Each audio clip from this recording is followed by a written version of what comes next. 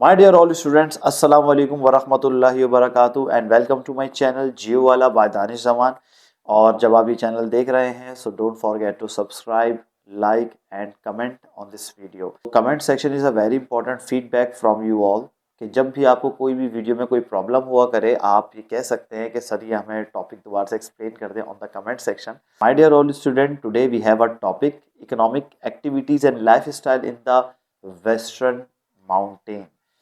So the western mountain are mostly bare of vegetation. मतलब अगर आप वेस्टर्न माउंटेन की अगर हम बात करें, they are not highly suitable for the farming, क्योंकि वो जो एरिया है वो बहुत रफ एंड टफ है। वहाँ की जो सरफेस है वो इतनी ज़्यादा प्लेन नहीं है, फर्टाइल नहीं है। सो नॉर्मली वेस्टर्न माउंटेन के अंदर हमें ज़्यादातर जो है वो मिनरल्स देखने को मिलते हैं। माइनिंग वहाँ पर बहुत ज़्यादा होती है।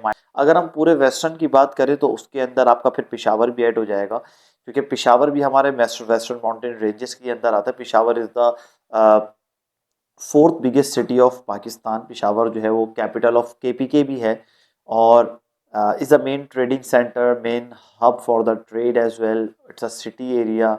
Life in western mountain is very difficult. Surface इतना रफ है, वहाँ पे ट्रांसपोर्टेशन का प्रॉब्लम है, वहाँ पे फैसिलिटीज़ का प्रॉब्लम है। There is no school, no hospitals, no proper medical facilities and most of the people actually doing the herdings। वही जो है sheep, goat और कैटल्स, यही वही उनका कमाने का ज़रिया है। गायें और बकरे और शीप्स को वो काट कर उन्हीं की ब्रीडिंग्स करते हैं, उन्हीं को वो खाने में एक्सेप्ट करते हैं। और a lot of people even के अगर आप पिशावर वाली साइड पर आप जाएंगे so you will have to eat the rosh. Rosh is a type of dish which is loved by the Pashtun. मैंने वहाँ का रोस्ट ट्राई किया था, it was just outstanding in taste. I can say it's 10 out of 10। हमें वो चीज़ कराची और other cities में हमें बहुत ही सब चीज़ें कम देखने को मिलती हैं। सो उन एरियाज़ के अंदर आपको ये सब चीज़ें काफ़ी ज़्यादा देखने को मिलेंगी। But life is very difficult. Definitely हम टोटली जो है वो कैटल्स पर जो है वो डिपेंड नहीं कर सकते। Population is lower than 100% per square kilometer। Okay, now my dear all students, here is a topic: mountain building process, origin formation of fold mountains। The word tectonics come from the Greek word tecton, means builder। The theory suggested that the surface of the earth made up of rigid plates, lithosphere, crust, which float on the more mobile asthenosphere, the soft layer of the mantle. Owing to movement in the atmosphere, the plates are in constant motion। A mountain is an area of a ground which is higher over than a hill। A group of mountain is called a range। अच्छा, एक ये चीज़ बड़ी important है कि एक जो group of mountain होता है, मतलब हिमालय के साथ जो काराकोरम भी वो अटैच होता है, ठीक है। देन उसके बाद जो है वो हमारे पास उसी से कनेक्टेड होकर जो है हमारे पास हिंदू कश भी उसी से कनेक्ट होता है। सो ये जो तीन माउंटेन रेंजेस आपस में कनेक्टेड है, this is actually called the range. When the two tectonic plates strike together it cause of the earthquake. मतलब हमारे जो अर्थक्वेक आने का जो एक रीज़न होता है वो भी यही होता है कि जो टू टेक्टोनिक प्लेट्स होते हैं दे स्ट्राइक ईच अदर। जैसे अभी आप पिक्चर के अंदर देख रहे हैं कि दो टेक्टोनिक प्लेट जब आपस में टकराते हैं so they create earthquake। Earthquake are one of the most dangerous and destructive natural hazard।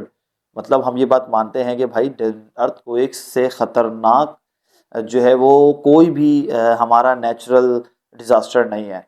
Normally जितना भी हमारा नेचुरल डिजास्टर होता है उसमें फ्लडिंग भी होती है, बहुत ज़्यादा रेनफॉल का भी इश्यूज आ जाता है, लेकिन उसमें मे भी पॉसिबल शायद बंदा अपनी जान बचा सकता है। But in the case of earthquake, earthquake भाई यूजुअली आता ही ऐसे टाइम पर है, रात के 2 बजे, रात के 4 बजे, रात के 6 बजे।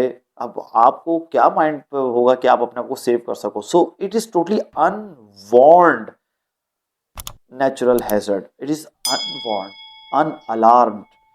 जब ये आता है इट जस्ट डिस्ट्रॉय। ना ये आपको प्रेडिक्ट कर सकते हो, ना आप इसको प्रॉपरली आप चेक कर सकते हो।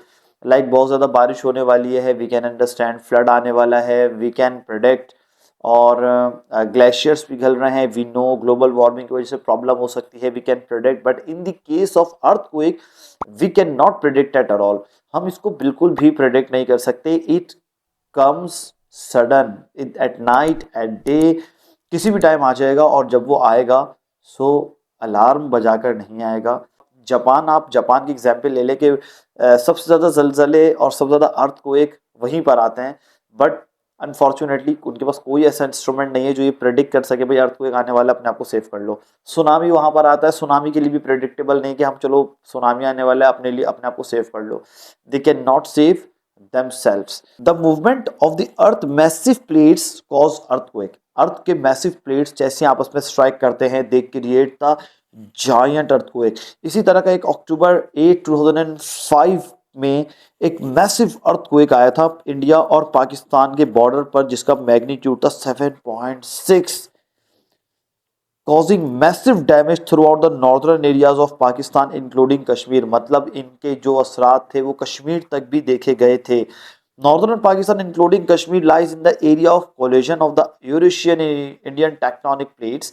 The earthquake caused widespread destruction to the region। मतलब इतना ज़्यादा जो है इसका एक इफेक्ट पड़ा था।